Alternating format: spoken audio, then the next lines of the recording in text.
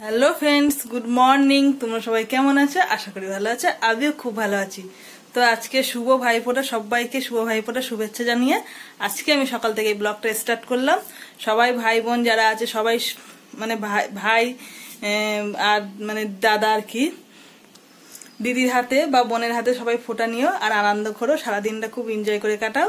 আর আজকে পরে কিন্তু পরীর দুই দাদাকে ফোঁটা দেবে। তো সকাল থেকে উঠে কিন্তু ভীষণ হুড়োতাড়া করে সংসারের সমস্ত কাজকর্ম সেরে আমি স্নান করিনি, কেননা রান্না করতে গেলে প্রচন্ড গরম লাগে, তারপরে আবার স্নান করতে হয়। তো এখন মানে শীতকাল পড়ে গেছে, বেশি স্নান করলে ঠান্ডা লেগে যাবে।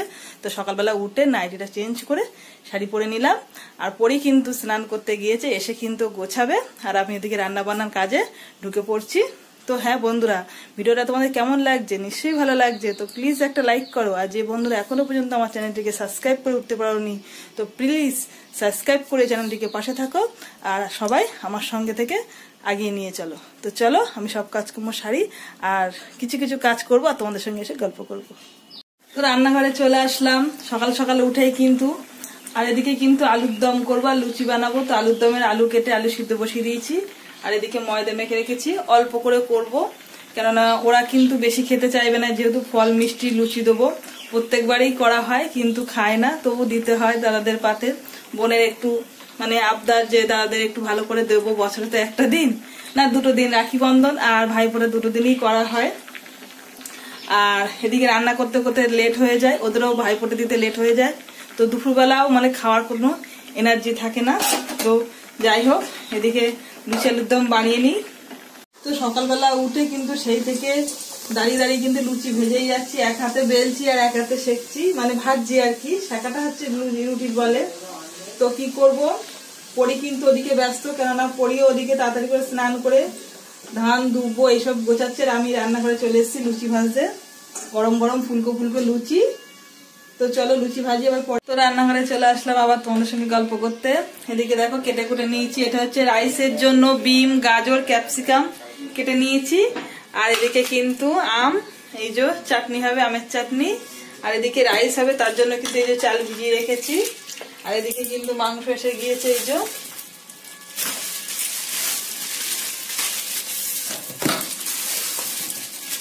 ভালো করে ধুয়ে নেবো মাংসগুলো, নিয়ে তারপরে কিন্তু পরীর দাদা ফোঁটা দেবে বলে ওদিকে গোছাতে হবে।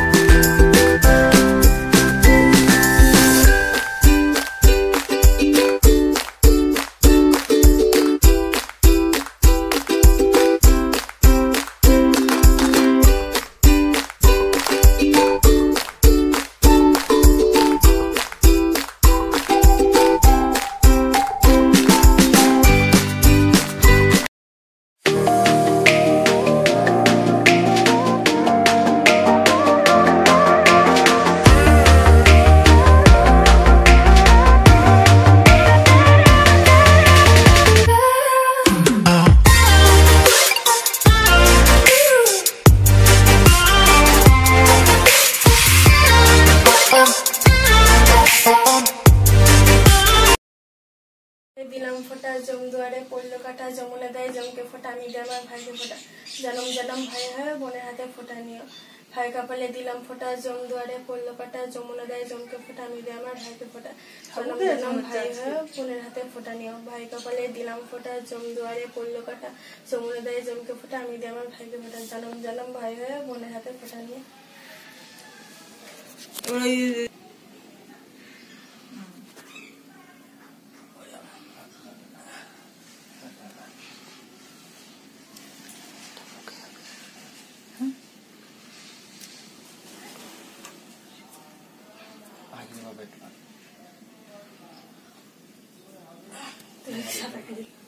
দে তো দেখো পরি দাদাকে ভাইফোঁটা দেওয়া হয়ে গেল, আর দাদারাও কিন্তু পরীকে আশীর্বাদ করছে। মানে প্রথমে বড় দাদা করলো আশীর্বাদ, তারপরে ছোট দাদা করলো। আর পরি কিন্তু দাদাদের কাছে প্রণাম নিয়ে সারা জীবনের মতন আশীর্বাদ চেয়ে নিল। আর দাদারা কিন্তু পরীকে গিফট দিল ক্যাডবেরি, কেন পরি ক্যাডবেরি একটু খেতে ভালোবাসে কিন্তু। আর দাদারা সেই সঙ্গে বললো যে আমাদের 3 ভাই বোনের একটা ফটো তুলে রাখতে, তো আমি তখন একটা ফটো তুলে রাখলাম। আর এক এক করে কিন্তু দাদারা বোনকে খাইয়ে দিল, আর বোন দাদাকে খাইয়ে দিল। এটাই হচ্ছে ভাইফোঁটার আনন্দ। ভাই বোনের যে একটা ভাইয়ের দাদাদের প্রতি যে একটা বোনের একটা স্নেহ ভালোবাসা, সেটাই হচ্ছে আজকের দিনে দেখানো হচ্ছে।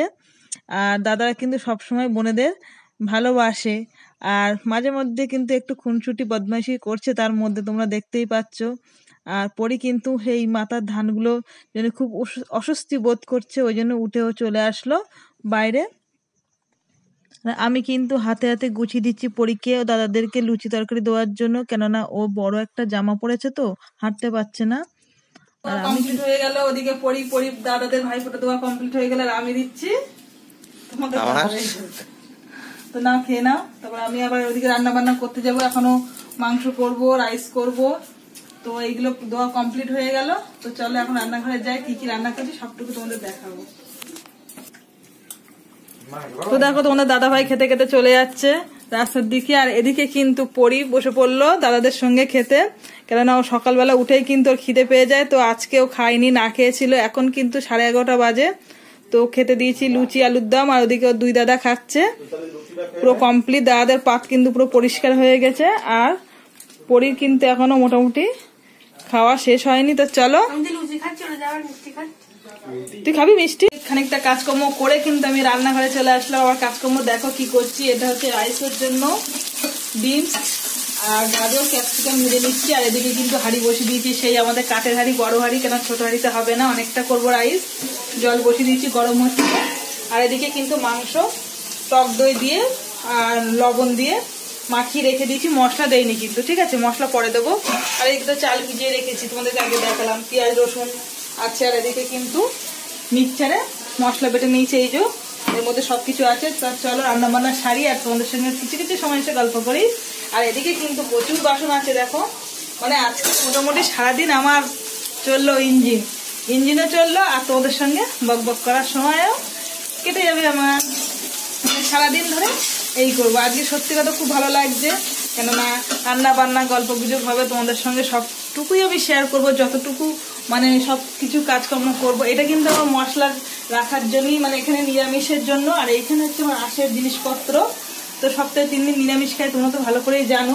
তো নিরামিষের জিনিস সবসময় এইখানে চাপা দেওয়া থাকে, এটা খুলি না।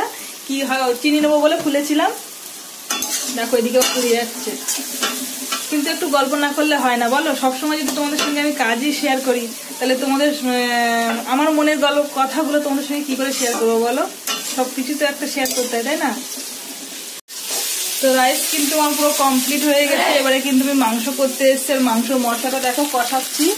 কালারটা দেখো কত সুন্দর হয়েছে, খুব সুন্দর কালার হয়েছে। আর এদিকে তো মাংস দই দিয়ে মাখানোই আছে, আলু ভেজে রেখেছি। আর তোমাদের দাদাভাই কি করেছে, বেরিয়ে পড়েছে। বললাম একটু হাতে হাতে করো, তাড়াতাড়ি হয়ে যাবে, শুনলো না, গাড়ি নিয়ে বেরিয়ে পড়লো ঘুরতে। একা একাই করছিলাম। আর এদিকে কিন্তু পুরো রাইসটা কমপ্লিট করে রেখেছি, একটু দেখাই তোমাদেরকে। এই দেখো পুরো রাইস কমপ্লিট। একা একা করতে তো বলো বেশ খানিকটা টাইম লাগে, তাই না? আর পরি ওদিকে টিভি দেখছে, আর আমি একা একা রান্না করেই যাচ্ছে। তোমাদের সঙ্গে একটু গল্প করতে চলে আসলাম। তো রান্না বান্না করি আর তোমাদের সঙ্গে গল্প করি। আজকে কিন্তু দাদাভাইয়ের দোকান ছুটি আছে, দোকান দেয়নি। তো ভাবছি একটু বিকেলের দিকে ঘুরতে যাব, জানি না খাওয়া দাওয়া কখন হবে। এখন কিন্তু প্রায় 1:30 বাজে। তো রান্না বান্না করে উঠতে আমার 2টো বেজে যাবে, তারপরে স্নান করবো, ওদেরকে খেতে দেবো। খেয়ে দিয়ে উঠতে উঠতে আমার পুরো 4টে বেজে যাবে হয়তো। তো চলো রান্না বান্না সারি, এবার পরে আসছি। রান্না বান্না পুরো কমপ্লিট করে কিন্তু স্নান করে চলে আসলাম। আর পরি দেখো তুলে খেয়ে নিচ্ছে। এখন খাচ্ছিস কেন? ও চুরি দেখি কিরকম, তোর জন্যই তো রান্না করেছি। তো দেখো কি কি রান্না করেছি একটু তোমাদেরকে দেখিয়ে নিই। এটা হচ্ছে মাংস করেছি, আর এটা হচ্ছে রাইস, আর এদিকে হচ্ছে করা হয়ে গেছে তো। আর এটা হচ্ছে পাঁপড়, মিষ্টি, চাটনি, দই। আজকে কিন্তু বেশি কম না, লবণ কম।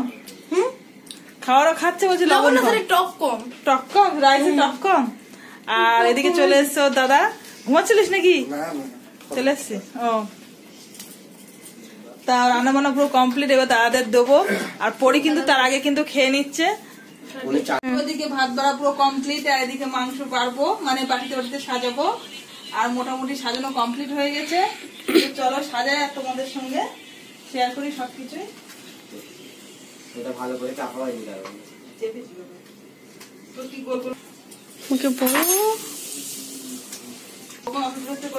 ঠিক আছে নাকি?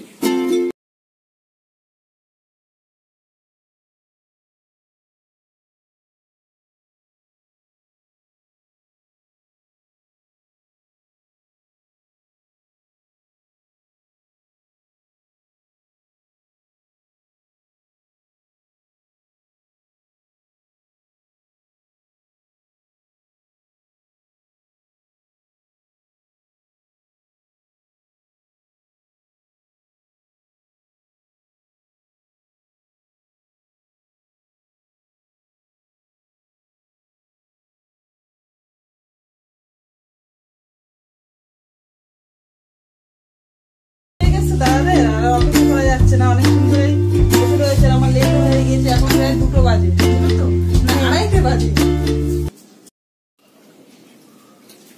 তো এই বছরটা অপেক্ষা করে থাকে, দাদারাও থাকে অপেক্ষা করে, আর বোনেরাও থাকে। তো সকাল থেকে রান্না বান্না করেছি, আর এই 2 দাদা বসে পড়লো খেতে। আর তার সঙ্গে কিন্তু পরিও লোভ সামলাতে পারলো না, পরিও কিন্তু বসে পড়লো খেতে। কিরম হয়েছে?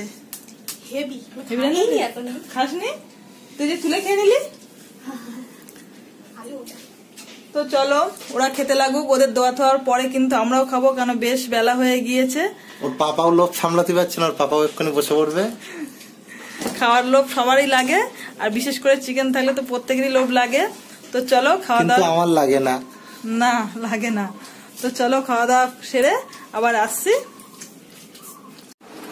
তো দেখো আমরাও বসে পড়লাম বেড়ে বুড়ে খেতে, আর এদিকে কিন্তু তোমাদের দাদা ভাই বসে পড়েছে খেতে।